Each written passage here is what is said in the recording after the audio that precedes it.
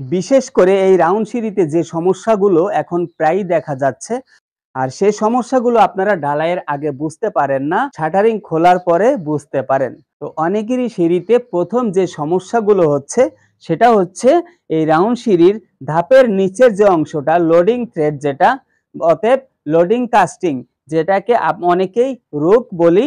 এবং সাধারণভাবে যদি আপনাদেরকে বোঝাতে চাই, দেখেন একটু খেয়াল করেন, এই যে ধাপটা আছে এইখান থেকে কিন্তু এটা ধাপ, এর নিচে একটা ঢালাই আছে। তো এই ঢালাইটা কিন্তু অনেক সিঁড়িতেই ঠিক থাকে না, কোথাও 3 ইঞ্চি হয়, কোথাও 7 ইঞ্চি হয়, কোথাও 5 ইঞ্চি হয়, মানে একুরেট থাকে না। আর এটা ঠিক না থাকার কারণে যখন মিস্ত্রিকে বলা হয়, আমি ইউটিউবে অনেকের ভিডিওতে দেখি যে তারা আগে সিঁড়ি করে ফেলে, করার পরে যখন হয় না তখন এই দোষগুলো ইঞ্জিনিয়ারের গায়ে চাপিয়ে দেওয়ার চেষ্টা করে। মিস্ত্রি এবং মালিকদের দৃষ্টি আকর্ষণ করব, আপনারা অন্যায়ভাবে ইঞ্জিনিয়ারদের উপর এভাবে কখনোই দোষ চাপাবেন না। আমি 100% গ্যারান্টি দিব এই ভুলটা ওই মিস্ত্রির এবং মালিকের। প্রথমে বলবো মিস্ত্রির ভুলটা কিভাবে। মিস্ত্রি যদি বলে থাকে যে ইঞ্জিনিয়ারের ড্রয়িং এর সমস্যা, ইঞ্জিনিয়ার ভুল করেছে, তাহলে আমি আপনাকে বলবো আপনি কিসের মিস্ত্রি? যদি আপনি বুঝতেই পেরেছেন যেখানে ইঞ্জিনিয়ার ভুল করেছে, তাহলে কেন আপনি সেই কাজটাতে হাত দিলেন?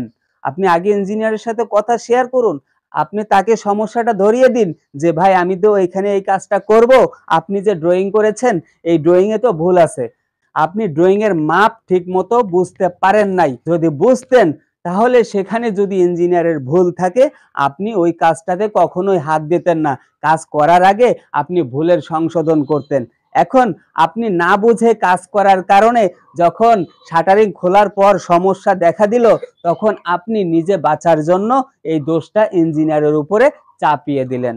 তো আমাদের মতো মিস্ত্রিদের মধ্যে অনেক মিস্ত্রি আছে যারা ইঞ্জিনিয়ারের ড্রয়িং বোঝে না, মাপগুলো ঠিক মতো মেনটেন করতে পারে না, না পারার কারণে তারা যখন কাজ শেষ করে এরপরে শাটারিং খোলার পরে যখন সমস্যাগুলো বের হয়, তখন আমরা কি করি? নিজে বাঁচার জন্য ইঞ্জিনিয়ারের গায়ে দোষ চাপিয়ে দেই।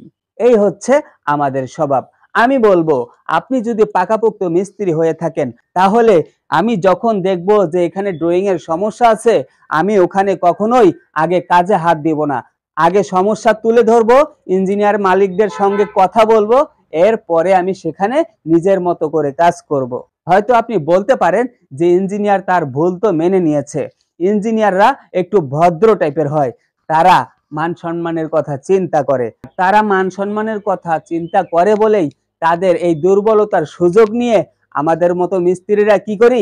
নিজেদের ভুলগুলো ইঞ্জিনিয়ারদের ঘাড়ে চাপিয়ে দেই। এখন জানিয়ে দিব এই সমস্যাগুলোর জন্য মালিক কেন দায়ী।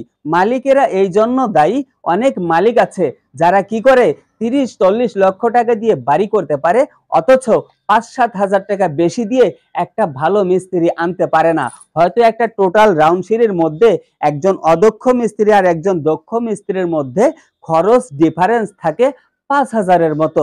এই 5,000 টাকার মতো বাঁচাতে গিয়ে মালিকেরা কি করে? পুরো সিঁড়িটাকে নষ্ট করে ফেলে। হয়তো বলবেন সিঁড়ি দিয়ে তো উঠা যাচ্ছেই, আরে সিঁড়ি দিয়ে তো ওটা যাচ্ছেই। আমি সবসময় একটি কথা বলে থাকি, যে মানুষের একটি পা ভেঙে যায় সেই মানুষটা কিন্তু মরে যায় না, সেই মানুষটাও বেঁচে থাকে। তো এক পা ভাঙার পরে বেঁচে থাকা আর 2 পা ভালো থেকে বেঁচে থাকা, দুটা কিন্তু একরকম নয়।